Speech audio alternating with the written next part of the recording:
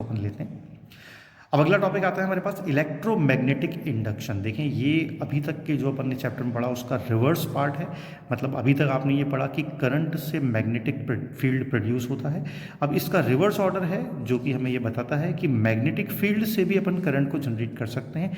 ये उसका एक सिंपल एक्टिविटी डायग्राम है जिसमें आपने एक सिलेंडर लिया है, उसके ऊपर एक वायर वाउंड किया है, यानी कि एक सॉलिनॉइड बना लिया है आपने। और यहाँ देखिए कोई करंट का सोर्स नहीं है, कोई बैटरी नहीं है, कुछ भी नहीं, खाली वायर लपेटा हुआ है और एक गैल्वेनोमीटर रखा है हमने केवल डिटेक्ट करने के लिए कि अगर कोई करंट यहाँ बनेगी तो हम उसका पता लगा लेंगे इससे। अब एक मैग्नेट को लेकर हम इसके अंदर से निकालते हैं और ये मैग्नेट जब इसके अंदर से पास आउट होगी तो ये गैल्वेनोमीटर जो है यहाँ एक डिफ्लेक्शन शो करेगा। इस फिनोमिनन को बोलते हैं अपन इलेक्ट्रोमैग्नेटिक इंडक्शन। और इसका रीज़न क्या होता है कि मैग्नेट के चारों तरफ मैग्नेटिक फील्ड है और जब ये मैग्नेटिक फील्ड इस कॉइल में से पास आउट होता है तो rate of change of magnetic field की वजह से करंट जनरेट होता है। इस फिनोमिनन को बोलते हैं इलेक्ट्रोमैग्नेटिक इंडक्शन और उसकी वजह से यहाँ करंट फ्लो होने लगता है। अब the magnet moved into the coil, जैसे ही मैग्नेट मूव करेगी तब तक करंट रहता है जब तक कि वो मैग्नेट मूव कर रही है। अगर रोक देंगे उसको मैग्नेट को तो वो करंट कोई इसमें फ्लो नहीं होगा। The magnet kept stationary inside the coil, कोई डिफ्लेक्शन नहीं मिलेगा। अगर अंदर जाके आप उसे रख दो बस सिर्फ तो डिफ्लेक्शन नहीं मिलेगा। मूव करते रहना चाहिए, अगर मूव कर रहा है तो ही मिलेगा सिर्फ, और जितना तेज़ी से मूव करेगा उतना अच्छा डिफ्लेक्शन यहाँ पर मिलता है। एक दूसरा एक्सपेरिमेंट भी किया है, इसमें दो कॉइल, ये मैग्नेट है ही नहीं।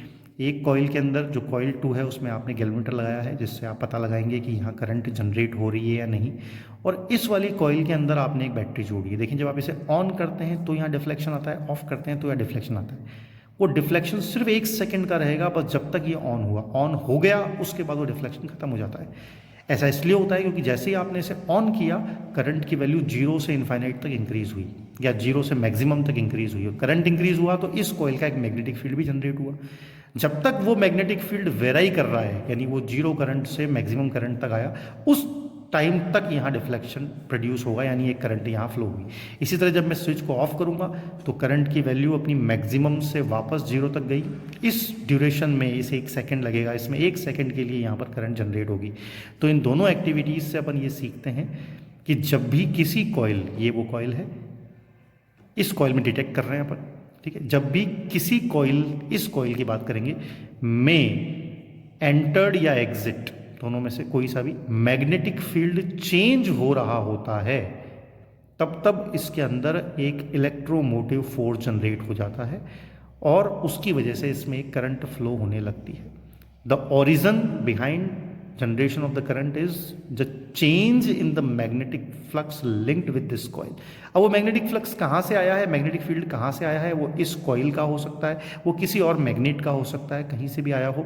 लेकिन अगर वो इसमें से गुजर रहा है, किसी और का मैग्नेटिक फील्ड इसमें से एंटर हो रहा है, इसमें से पास आउट हो रहा है, और वो फील्ड अगर वेराई करता है तो उसके वेरिएशन के rate of change of variation से यहाँ पर एक इलेक्ट्रोमोटिव फोर्स जनरेट हो रहा है। अब ये इलेक्ट्रोमोटिव फोर्स जनरेट हो रहा है तो इससे प्रोड्यूस होने वाली करंट की डायरेक्शन क्या होगी। यहाँ देखें मैग्नेट से करंट प्रोड्यूस कर रहे हैं, इसको अपन इंडिकेट करते हैं फ्लेमिंग्स राइट हैंड रूल से।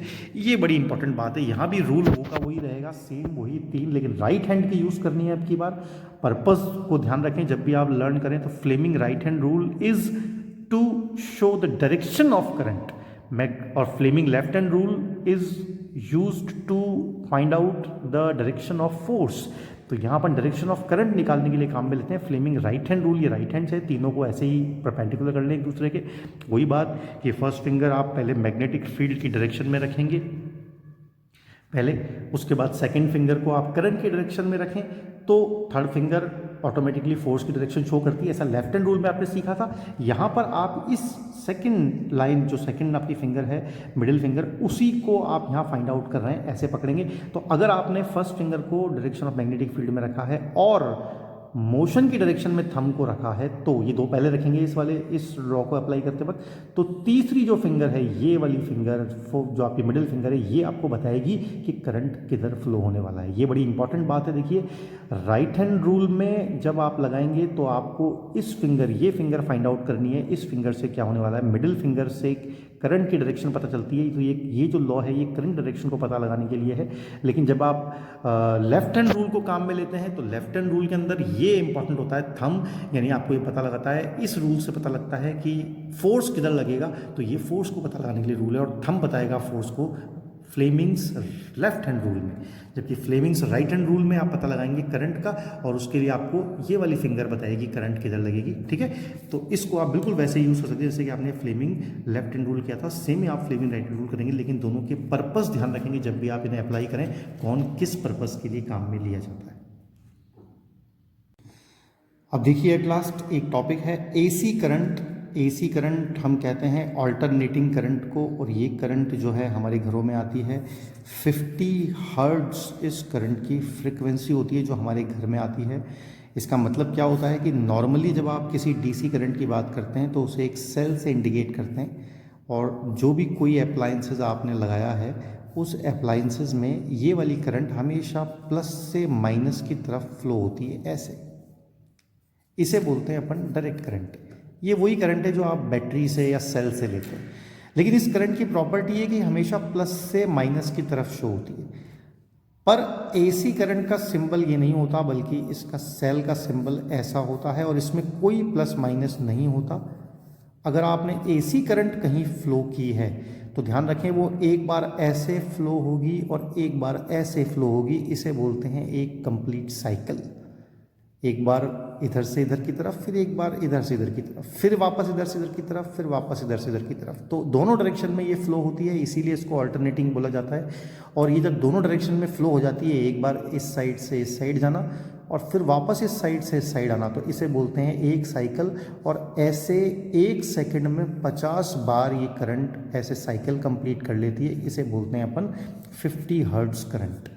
ठीक है, एक सेकंड में 50 साइकिल कंप्लीट हो जाए, एक सेकंड में 50 साइकिल कंप्लीट हो जाए, उसे बोलते हैं अपन 50 हर्ट्ज। ठीक है, तो वो करंट कहलाती है एसी करंट। अब एसी करंट और कैसे प्रोड्यूस हो जाती है, तो उसके लिए एसी जनरेटर अपन काम में लेते हैं। इसका डायग्राम आपकी बुक में दिया हुआ है एक, अपन एक बार दोबारा से समझेंगे उस डायग्राम को अपने नेक्स्ट आर्टिकल में, तब तक आप इसे प्रिपेयर करें। ठीक है, इसके बाद में एक डोमेस्टिक सर्किट हमें दिया गया है, हमारे घर में जो करंट का लगा होता है वो कैसे। देखिए आप, दो तरह के वायर होते हैं हमारे घर में, एक रेड कलर का वायर होता है जो कि हमें क्या होता है, लाइव वायर कहलाता है। एक जो है वो ब्लैक कलर का वायर आप काम में ले सकते हैं, वाइट भी कई लोग लेते हैं। वो वायर जो होता है वो न्यूट्रल वायर होता है, ग्रीन भी ले सकते हैं। ठीक है, कलर कोडिंग होती है इनकी, एक आपकी बुक में कलर कोडिंग दी हुई है, अभी अपन उसको डिस्कस करेंगे। तो ये दो वायर ही मेनली आपके करंट को फ्लो करते हैं। इसमें एक वायर जो है वो आपके पहले इलेक्ट्रिक बोर्ड में आता है जहाँ मीटर लगा होता है आपके, फिर उस बोर्ड से जो है एक फ्यूज़ जुड़ा होता है। ठीक है, और उस फ्यूज़ के अंदर यहाँ से वो कट हो सकता है, फ्यूज़ गर्म होकर मेल्ट हो जाता है, तो उसके लिए यहाँ वो फ्यूज़ लगा देते हैं। वहाँ से एक इंडिकेटर देते हैं, लाइट आ रही है नहीं आ रही, छोटी सी एलईडी लगा के, और इस इंडिकेटर से होता हुआ ये आपके घर में पूरा बिछ जाता है। दोनों वायर एक साथ चलते हैं हमेशा।